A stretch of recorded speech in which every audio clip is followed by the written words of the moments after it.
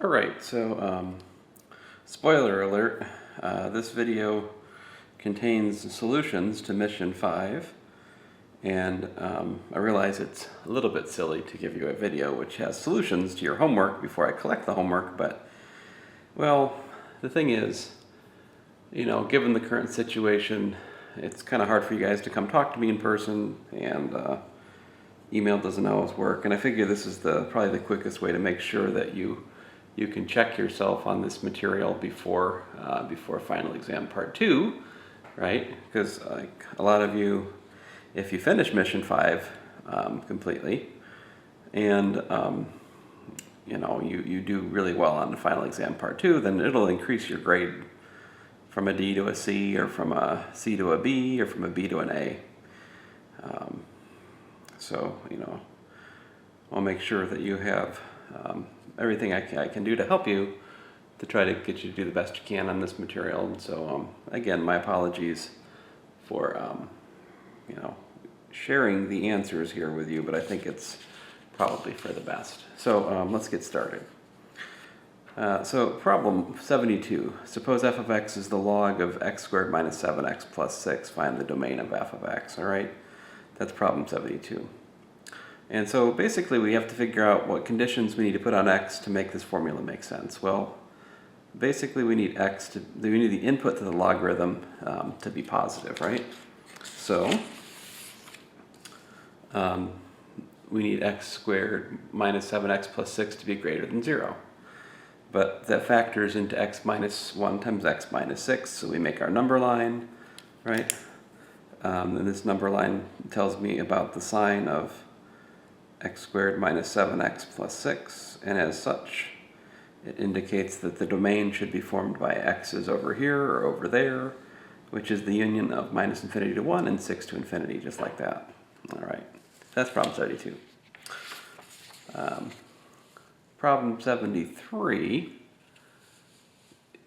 we're given this graph, and so we've got this point and that point, but I would also point out it's fairly easy to see that right there we've got 0, 2, and that is going to be really useful because I'll write the solution again here, but essentially, so we've got this point right here, 2, 5, right? And this point over here I give as minus 1, 1.5. And you could actually ignore that one if you want. It's easier to just look at these two. So let's think about that. 2 is equal to c plus a to the 0 power. That's what I get from this point right here. And of course that's c plus 1. So that tells me that c is equal to 2 minus 1, which is 1. So c is equal to 1. On the other hand, if I look at the point 2, 5, well, that tells me 5 is equal to c plus a to the 2nd power, plugging in 2, 5 into the formula, right? But we just figured out c was 1. So this tells me that 4 is equal to a squared, which tells me that a is plus or minus 2, but the thing is, from the context here, we can throw out the minus solution and we just get a equals to 2 is the one we want. All right, so there you go. That's how to solve problem 73. Now, let me just briefly look at a more complicated way of thinking about it. I mean, this is actually not more complicated. It's pretty much just what I told you. I'm just looking at it again. So because this and this are on the graph, when I plug it into the formula, I get 1.5 is c plus a inverse, and 5 is equal to c plus a squared. We looked at that before, right? And then I used the 0, 2's on the graph because I looked at the system of equations here and I thought, it's a pain to solve these. So if I can get more information from the graph, it would be easier. So I found the y-intercept and I used that. And again, I got c equals 1 and a equals to 2. Now, if you don't use that y-intercept, you can solve it. It's just a pain. So like here it is. I subtract the two equations. I get 5 minus 1.5 is c plus a squared minus c plus 1 over a. I'm just subtracting these equations here. And so when I do that, I get the c's cancel, of course, and I get a squared minus 1 over a. So if you see something like this, if you multiply it by a, it turns it into a cubic. And a cubic is, well, they're not easy to solve, but they're possibly solvable. So I get like a cubed minus 3.5a minus 1. And the thing is pretty easy to see that a equals to 2 is a solution to this. Like 8 minus 3.5 times 2, which is 7, minus 1 is 0. So when we plug in 2, we get 0. That means that a minus 2 factors out. So I knew a minus 2 would factor out. And then that leaves me with this, which when I complete the square, I get that, which shows me that they're solutions of 2, or minus 1, plus or minus 1 over root 2. Both of these are negative, so they're irrelevant, and just 2 is the solution. And then, of course, we can go back to the 5 equals to c plus a squared to get c plus 4, which then indicates that c is equal to 1. So you can do it with the points I gave you, but man, it's so much easier if you just go and rip off the y-intercept to work with for problem 73. Problem 74. So here's problem 74. Find values b and c such that you fit this graph below. So basically I'm just going to plug these points into the formula and see what it tells me about b and c. So I got tired of writing in the pen for some reason. I started going to a purple marker. Go figure. It just writes really easy. It was sitting by my chair. I really have no excuse. Anyway, okay, so plug these points into the graph. 0 is equal to log base b of minus 1. That's x minus c, right? But to get log of something equal to 0, that means the thing inside the argument for the log is 1. So 1 has to be equal to minus 1 minus c. And that tells me that minus c is equal to 2, or c is equal to minus 2. And once I know that, I've got 1 is equal to this, right? But that says that whatever's inside here must be b. So minus c is equal to b, but remember minus c was 2, so we've got b equals to 2. And there you have it. That's the solution to 74. And then you can check the other point, and it works as well. Problem 75. Asked us to, I'll keep flipping back to the problem statements here and then showing you my solution. So here's problem 75. Simplify log of 10 to the 1,000 power. All right. And so here it is.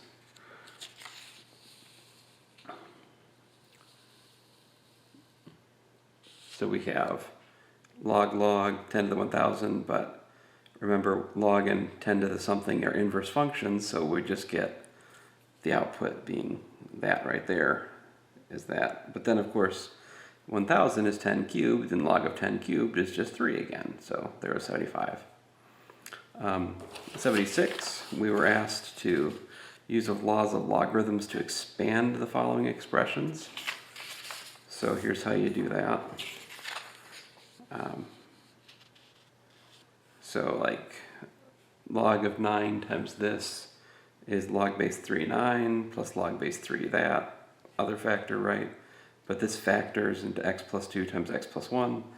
And of course 9 is 3 squared. So log base 3 of 3 squared is 2. And by the log of the product being the sum of the logs rule, we get this log base 3x plus 2 log base 3x plus 1. Part B. I do natural log of 5 plus the natural log of x cubed minus the natural log of the thing in the bottom, like that. And then, so I got log 5, 3 pulls out, and the 7 pulls out just like that. And there you go. Part C was fun. Part C was fun here. Let me get that out of the way. So C, we have log of this triple product. So I pulled it apart into the sum of the logs of the things, and then I just went ahead and did the pull the x out, pull the y out, and pull the z out at the same time. So this gives us x log 10 plus y log 100 plus z log 1000, which of course is x log 10 to the 1, y log 10 squared, z log 10 cubed. Remember, log base 10 and 10 to the power are inverse functions, and so that leaves me with the 1, the 2, and the 3. So we get x plus 2y plus 3z as our answer, which is not too bad, not too bad at all. All right. Yeah, sorry this is so late. I was just kind of waiting around for my kids to go to bed to make this video, and they called my bluff and stayed up until like 11. So usually we kick them to bed earlier, but I don't know what happened, but somehow they're up till like almost 11. Let's see here. So where was I? Oh yes, problem 77. Use the laws of logarithm to combine the following expressions. So here I've got like combine this, combine that, and combine that. So let's see how those go. So basically the thing is minuses give you division, and but I grouped the minus, so I like was thinking of this as like factor that minus out, you know, like that, and then this becomes a plus, right? And so then that's the log of that product, log base 7 of that product. And over here, of course, you've got log base 7 of x squared minus 4. When you multiply those, you get x squared minus 4. Wait a minute, that's the same thing. They cancel, you get 0. Now, there are various other ways of doing that problem, but that's one way. This one's pretty straightforward. I bring the 2 inside to get x plus 1 squared, and the minus gives me division by x plus 2, and that's that. This one here, a little bit sneakier. Here we are using the change of base formula, which says that the natural, one among other things, it says if you divide natural log by natural log of 10, that actually gives us log base 10 of x plus 4. But of course log base 10, we just write log. It's the common log. So log of x plus 4 plus log x, and that gives us log of the product of x and x plus 4. So that's problem 77. Now problem 78 is, you know, a bunch of things, but it's all basically just solve. So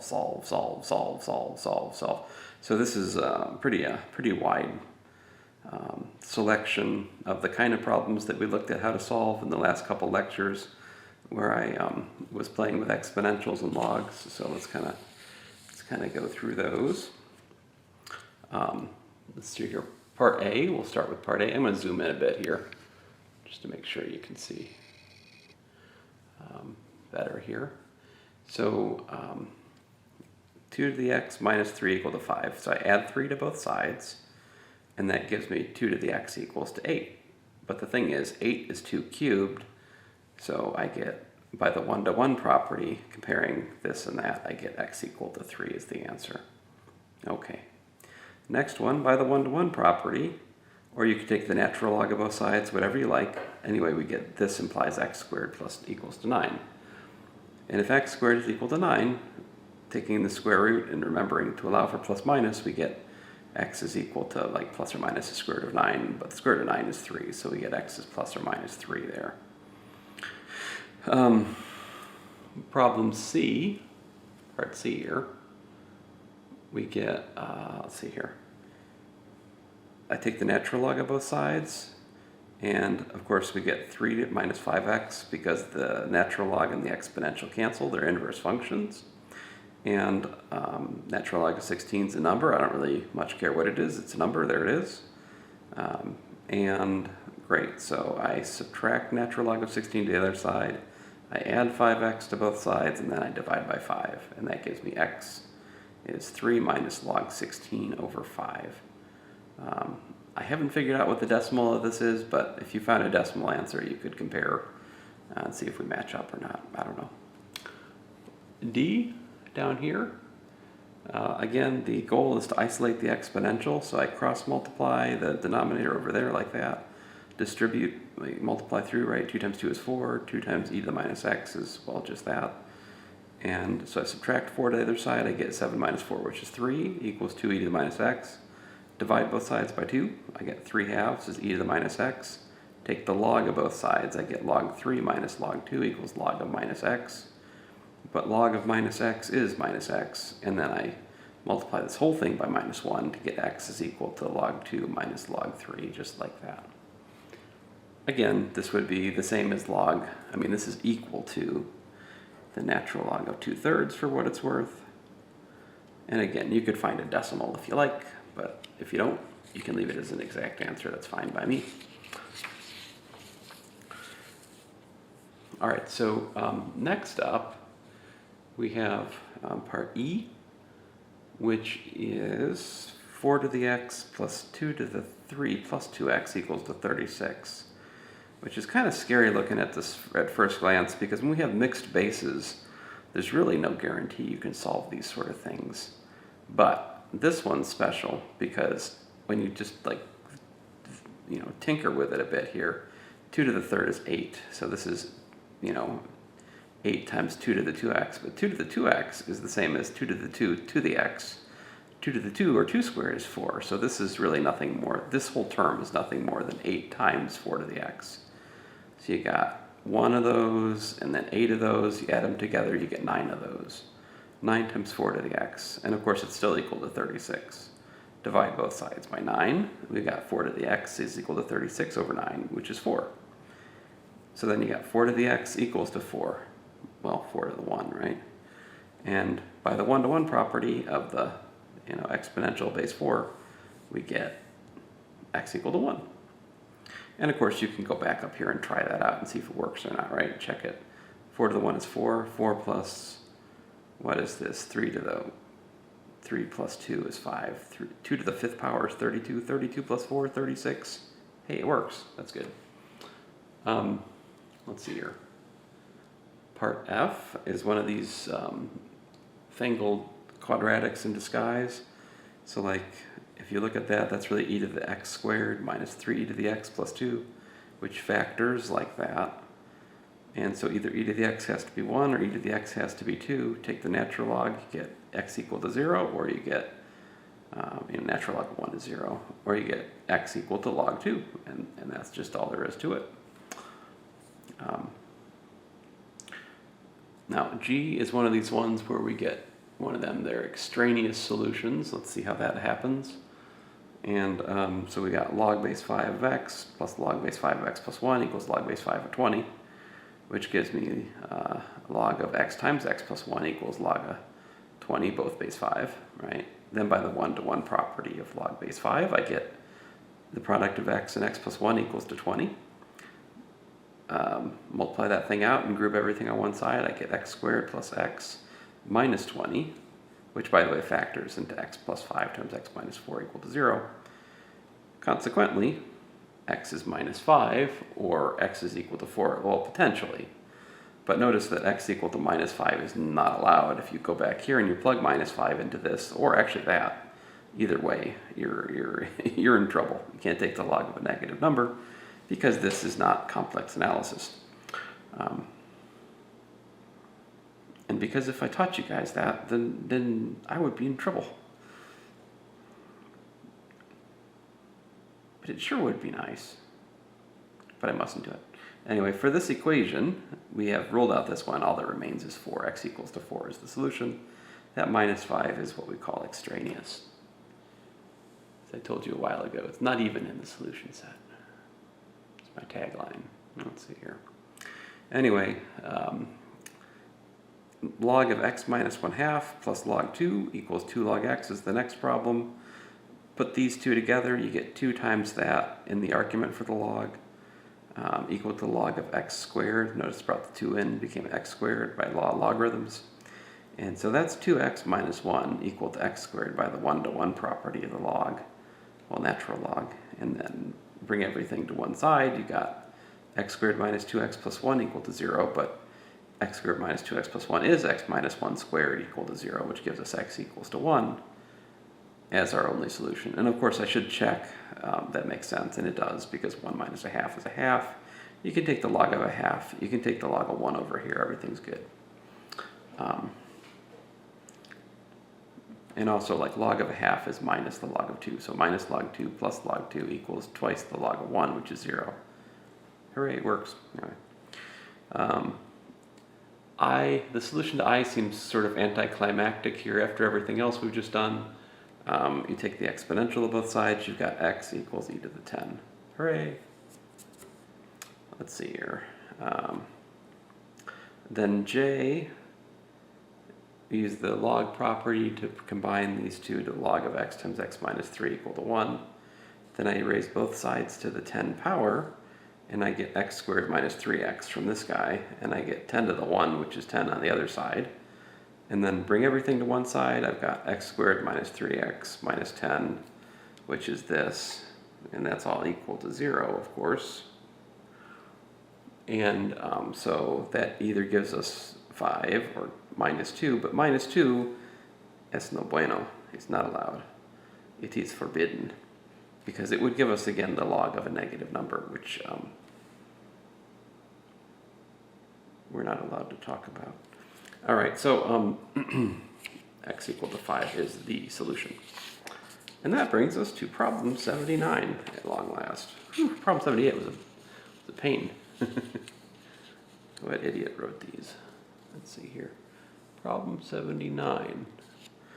Solve log base x of 3 equals to 1/3. Now you can look through your lecture notes and you can look at everything I've ever done in front of you in class, and you will not find a problem like this. This is a new problem. We put the variable in the base. How do we solve that? Well, we use the definitions and the structure, which we already know, and just work it out. You can do it, but I'll help you. So log base x, our goal is to figure out what x is, right? And so log base x of 3 is 1/3. All right. So I decided, I mean, there's other ways to solve this. This is just how I ended up solving it. I don't know, whatever. So I multiply both sides by 3.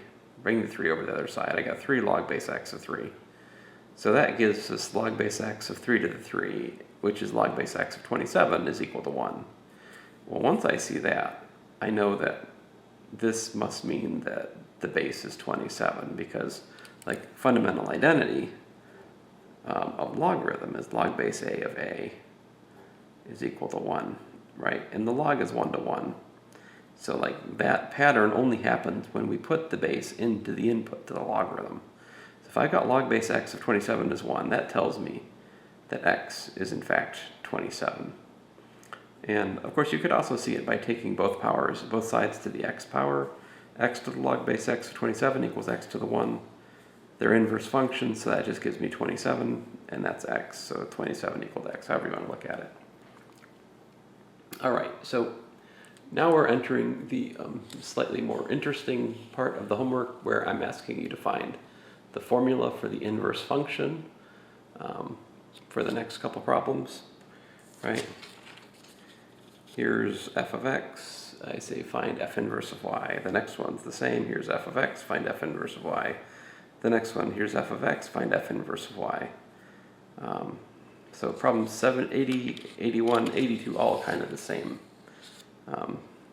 song and dance, and the method for solving those is the same. In particular, you write y equals the formula, and then you solve for x, right? Our goal is now solve for x. Once we've done that, whatever we find, that is the inverse function of y for the given function. So log base y, log of y is log of 10 to the 3x minus 7, but these are inverse functions. That just gives us 3x minus 7, which tells me 3x is equal to 7 plus log y. Divide by 3, I get 7/3 plus 1/3 log y equal to x. Therefore, the inverse function of y is 7 plus log y over 3. I don't know what happened here, some kind of unfortunate event with my marker. I don't know. Anyway, there's problem 80. Problem 81. Sorry, this is kind of deja vu all over again. We write y equal to the formula, we solve for x. So I need to, bring everything upstairs so I can properly disassemble it. I get y times 2 plus e to the minus x equal to 1. 2y is y e to the minus x equal to 1. And so I solve for e to the minus x because I can't directly solve for x, so it's the next best thing.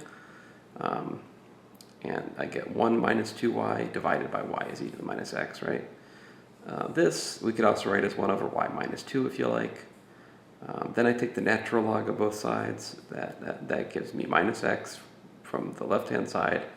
And the right-hand side gives me log of 1 over y minus 2. And then I multiply by minus 1, and there's the answer. So, not too bad. But, all right. Man, I sure hope I put one of these on Final Exam Part 2. It seems like I care a lot about this kind of problem. Let's see here. So problem 82, I write y equals to the formula.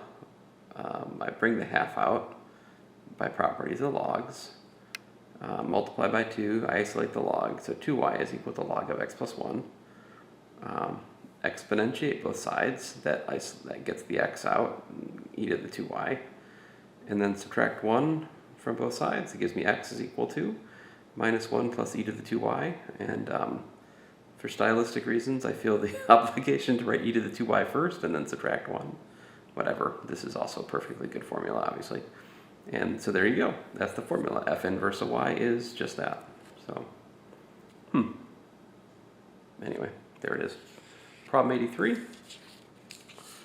I have asked you to prove some fundamental identities about cosh and sinh, the beloved hyperbolic sine and cosine. If you're in section 3, I think the last Friday before Thanksgiving break, I actually did some of this. I might have done it a slightly different way, I can't remember. I'm pretty sure I did problem 84 in class for section 3 already. And that's why I posted a link to that in section 8. You may or may not have noticed that, but it's in the playlist. Anyway, here it is. So to show cosh plus sinh is e to the x, that's pretty easy. In fact, that was how I motivated cosh and sinh to start with in class. I said cosh is the even part, sinh is the odd part of the exponential. And this identity is something that's like a general truth for a function which has a domain symmetric about the origin. But anyway, that's cosh, that's sinh. When you add them together, these guys cancel, and you get 1/2 plus 1/2, which is 1. And so, yeah, cosh plus sinh is e to the x, right? And cosh is even, because when you plug in minus x, you get the same terms again, just written in opposite order, but addition commutes. So it's still cosh x. And sinh, on the other hand, when you plug in minus x for x, you get e to the minus x first, minus e to the x, which is not sinh anymore, but if you pull minus out, you get minus sinh. And so that is exactly what we need to show sinh is odd. And there you go, that's part B. And then part C is actually sort of, there's various ways to do this. This is just one. So cosh squared minus sinh squared, I just wrote it as the difference of squares, so cosh plus sinh, cosh minus sinh. But of course cosh plus sinh is e to the x, and this is cosh of minus x, sinh of minus x, using the even and odd property of cosh and sinh respectively. But then using part A with x replaced with minus x, this is nothing more than e to the minus x. And of course the product of e to the x and e to the minus x is e to the 0, which is 1. And there you go, cosh squared minus sinh squared is 1. The other way to do this would just have been to like and I think this is what I would have done as a student. I would have done this as a student. As a student, I would have probably just like straight up put in the definitions and worked it out, you know? So like the other way to do this is just take, so that's 1/2 e to the x plus e to the minus x. You're supposed to take that thing, you square that, right? And then you subtract 1/2 e to the x minus e to the minus x. You take that thing, you square it, right?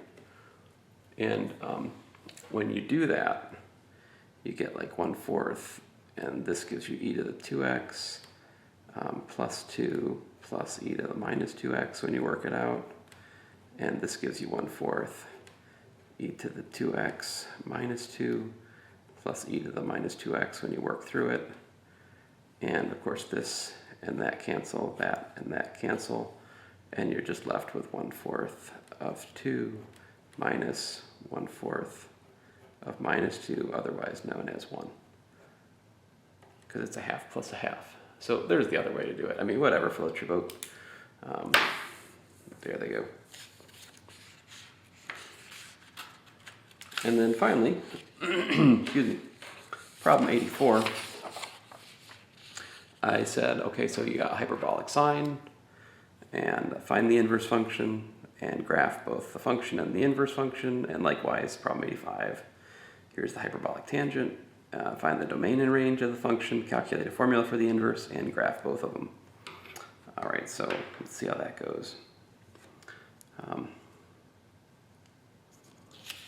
Incidentally, if you are going on to trigonometry, it would be, don't ignore this issue as you're going through the course. What this notation means. There's a place where we don't use that notation, I think I mentioned, but anyway, I'll shut up about that. Just beware of that notation. Okay, so f is sinh, y is 1/2 e to the x plus e to the minus x, so I multiply by 2, and I get 2y is e to the x plus e to the minus x. Then I multiply by e to the x, it gives me 2y e to the x is e to the x squared minus 1. And then to bring everything to one side, I get a quadratic in the exponential, just like other problems we worked. So I complete the square. I get e to the x minus y squared. And that is essentially adding a y squared. So I subtract a y squared from that. And then I move everything to the other side. I get e to the x minus y squared is 1 plus y squared, which shows me that e to the x minus y is plus or minus the square root of 1 plus y squared. Now 1 plus y squared is nice. That's larger than 1 or equal to it at worst. So definitely I can take the square root of it. And then this gives me e to the x is y plus or minus the square root of 1 plus y squared, right? But we can't keep both the plus and the minus if we want a function, right? We've got to make a choice. And the choice is clear because the exponential is positive, right? And the square root of 1 plus y squared definitely has magnitude larger than y. So if we choose minus here, then this expression is negative, but we need it to be positive, so we must choose the plus. So we get x is equal to then the natural log of y plus the root of 1 plus y squared, and there you have it. Inverse hyperbolic sine of y is the log of y plus the square root of 1 plus y squared. I don't have anything particularly interesting to say about domain and range here, by the way, because the domain and the range of hyperbolic sine are both the whole real line. And that means the same is true for the inverse hyperbolic sine. The domain and range of this is everything. And roughly speaking, it looks like this. So like sinh is kind of like an exponential paired with an exponential like that. And then if you can reflect that across the line y equals x, you get the inverse hyperbolic sine like so. And that's all there is to say about that. Problem 85. And I'm sure you can improve my picture for the graph there, but anyway, that's what I got. So here we have hyperbolic tangent. I just took a second here to point out that if you multiply this one by e to the x over e to the x, and if you multiply that one by e to the minus x over e to the minus x like so, then you can see that as x goes to minus infinity, these terms drop out, and you're just left with like 0 minus 1 over 0 plus 1. It's clear that this expression goes to minus 1 as x goes to minus infinity. On the other hand, from this formula, it's clear that the function goes to 1 as x goes to infinity. So that kind of gives you something to look for in the graph. We're expecting horizontal asymptotes of plus or minus 1 for large or large x, or for large negative x. Now I go about finding the inverse function. So I set y equal to the formula, and then I decided it would be best to multiply by e to the x over e to the x. So I did that, and so what I'm saying is I take this and I multiply it by e to the x over e to the x. I can do that because that's just multiplying by 1, right? And so doing that gives me this. Then I multiply it by the denominator, and I get y times e to the 2x plus 1 equal to e to the 2x minus 1. and distribute, right? And then collect the terms with x again. I get e to the x times y minus 1 is, well, minus 1 minus y. And then multiply by minus 1 to make that positive. I get 1 minus y instead of y minus 1 equals to y plus 1, right? And then solve for e to the 2x. By dividing by the 1 minus y, that gives me e to the 2x is 1 plus y over 1 minus y. And then I take the natural log of both sides, and I get 2x is log of that, which gives me x is 1/2 the log of that quotient, right? And there you have it. That's the formula for the inverse tangent, inverse hyperbolic tangent right there. 1/2 log of 1 plus y over 1 minus y. And incidentally, we can figure out the domain for this formula by just figuring out where that's not, where that's going to be positive, right? So here's a little sign chart. Minus 1 and 1 are the critical numbers for that quotient, that rational function in y, and you get positive just between minus 1 and 1, negative over here and over there when you look at it. And so that tells me that the domain of inverse hyperbolic tangent is in fact minus 1 to 1, which agrees well with the comment I made about the horizontal tangents earlier on. And so here you go. The range of the original function is the domain of the inverse function. It's minus 1 to 1. And the range of the domain of the hyperbolic tangent is the range of the inverse hyperbolic tangent, which is the whole real line. And so the graph looks something like this. Here's the hyperbolic tangent in purple, as you can see, going between plus or minus 1, all right? And then I usually think about it this way. For a function, if a function has horizontal tangents, then the inverse function has corresponding vertical tangents. And so like this is 1 and that's minus 1 because they get flipped for the inverse function like that. So there it is. And let's see here. Yeah, I think that's all I got to say. So I hope you guys, I hope this helps. I mean, I can't see how it could possibly not help with mission 5. I mean, I don't think all my answers are wrong. And even if they were, I couldn't really take off points, could I? But anyway, I hope this helps you. Remember, final exam part 2 is worth 75 points, and it could, definitely help you or hurt you depending on if you do or don't do it, right? But anyway, that's almost always true. There are a few students that already have an A, and that's annoying because they probably won't do stuff. But setting those students aside, maybe I should take points off other things they've done just to make sure they do my final exam part 2. Maybe I should do that. I don't think I can though.